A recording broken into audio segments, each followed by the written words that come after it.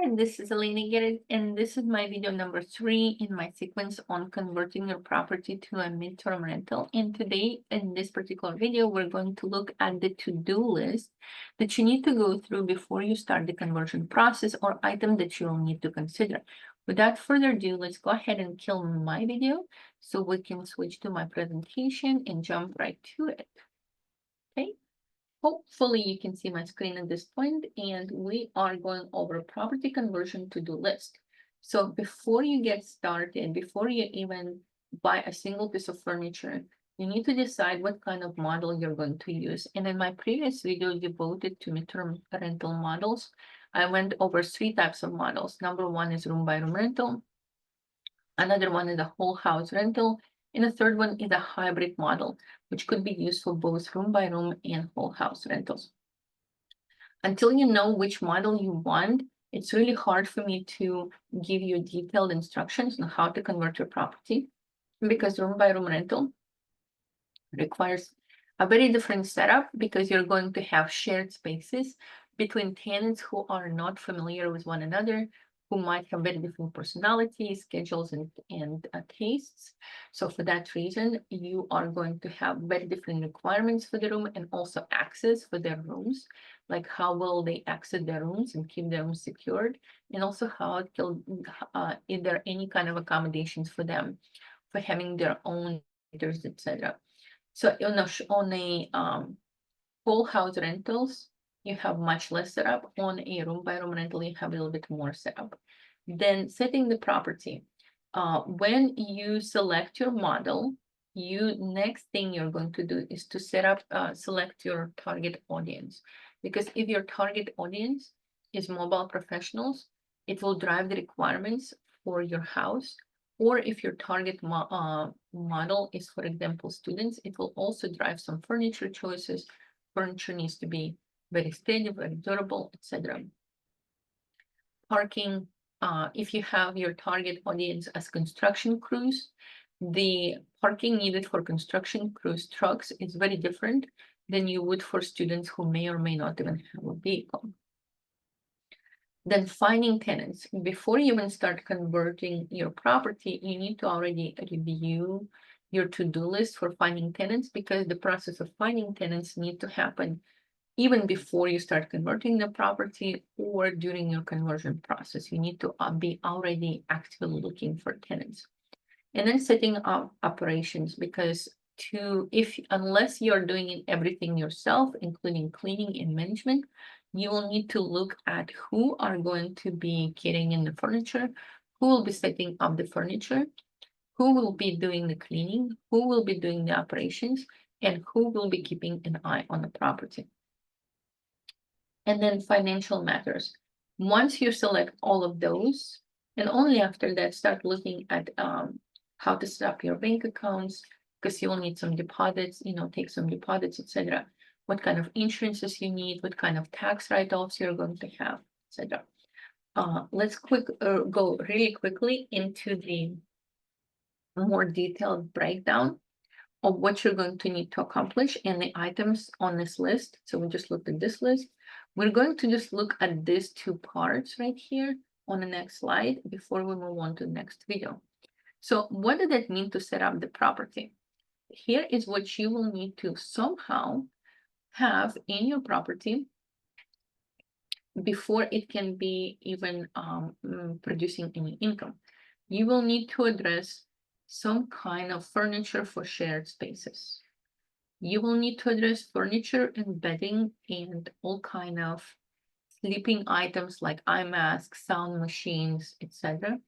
for bedrooms and bathrooms. You will need to look at how is your backyard prepared for having multiple tenants who are not your family. Is there any kind of changes that you need to do? You'll probably need to provide furniture for your patio.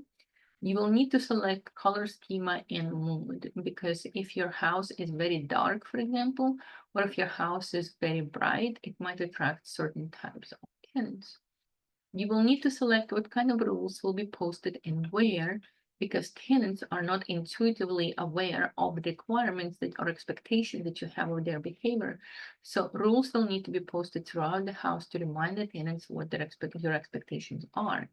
You'll need to decide how much dinnerware and cookware you're going to give to your tenants, and you also need to accommodate their needs for entertainment, provide TVs, books, games, etc. As far as amenities and utilities, you'll need to consider how you're going to perform periodic cleaning, because basically what you're doing is you're turning your house into a short stay or mid-stay motel. That means that tenants expect you to provide cleaning at least once a month or once every few days. You will need to pay most likely for their water, utility, electricity, and trash. Now, if you're doing 6+ months rentals, you might be able to ask your tenants to pay for those utilities, but connecting and disconnecting satellite antennas, etc., can be very heavy on your walls and infrastructure. You will need to decide what kind of internet and TV, also sorry, that was supposed to be TV apps you're going to provide. If you're going to have a washer and dryer on the property, most likely, are you going to provide free laundry detergent? Are you going to provide free cleaning supplies, free coffee, etc.? Most tenants will expect you to have at least some kind of plates, glasses, silverware, and dinnerware in the cupboards. And also, if you're going to accept tenants with children, what kind of accommodations like high chairs, floor protections, etc., you're going to have for babies. And also, if you're going to provide pet accommodations, do you need to install a pet door, or can you install, or if you need to set up your yard in a way that pets can safely be in the backyard without supervision. And then access parking and cameras. You, in all cases, whether you're doing a room by room or a whole house rental, you will need at least the front door having a smart code. The smart code ideally could be managed through a Wi-Fi connection, but then in that case, you need to maintain a constant Wi-Fi.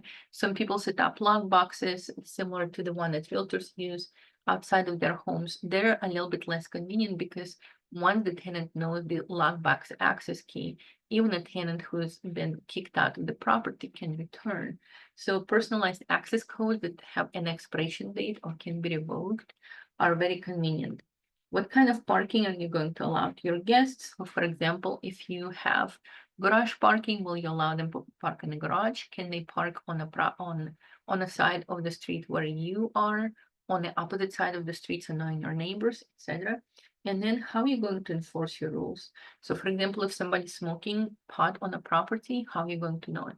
If somebody is cooking, something obnoxious and stinky that is very hard to get out of your walls, how are you going to know it? If somebody is having parties and disturbing your neighbors, how are you going to enforce the rules of behavior? So all of those are things that you need to kind of consider. In installing cameras could be a solution, at least for the backyard and for the front yard. And also you could set up some kind of other monitoring systems where your cleaning people are coming in every week to check up on the tenant's behavior. So that's about it for right now. This is a short section just to give you ideas, item that you even need to discuss among yourself as you're preparing to convert your property to a midterm rental. And the next video is going to be on setup costs. So let's go ahead and jump into that video in just a few moments.